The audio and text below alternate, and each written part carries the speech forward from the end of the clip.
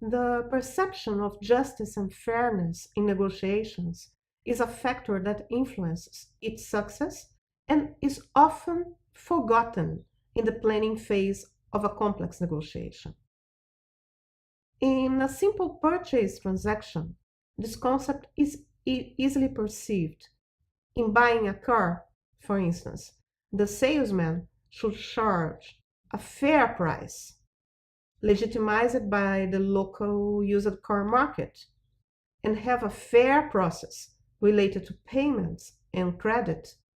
For example, he should ask only for the really necessary documents, not charging abusive interests, having a delivery date compatible with the payment date.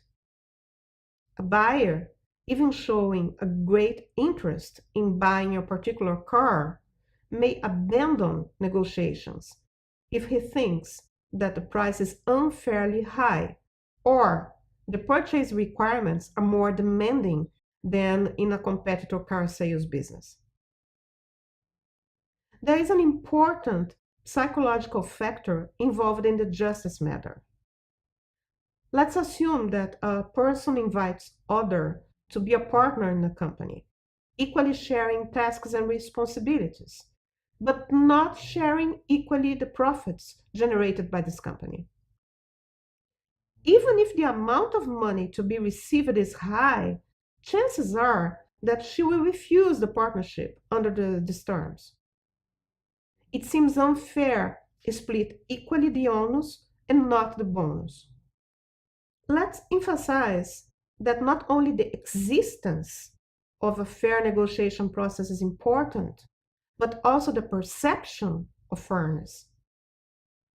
If one negotiation side has more power in a negotiation than the other and offers an agreement terms that could be considered fair above the bottom line of the other negotiation side, but conducts negotiations in an arrogant and deprecating manner, it's highly likely that the weaker side, even having its interests met, will not make a deal.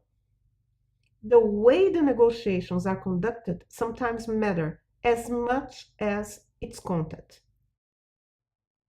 Equity in negotiations between unequals does not necessarily mean splitting the difference in half.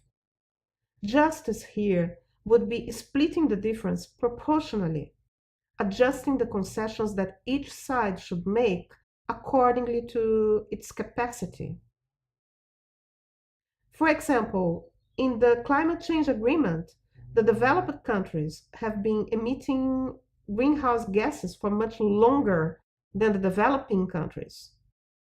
The principle of common but differentiated responsibilities applies to these negotiations, searching for fairness in the commitments accepted by the negotiating countries. Reciprocity is also a concept linked to justice, being commonly adopted in diplomacy.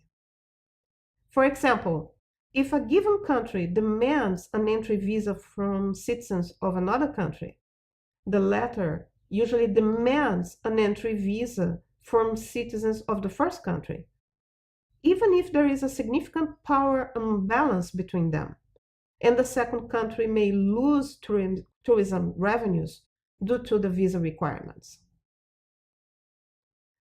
Sometimes a neutral method, dependent on chance and not choice or power, may be adopted to determine the negotiation outcome.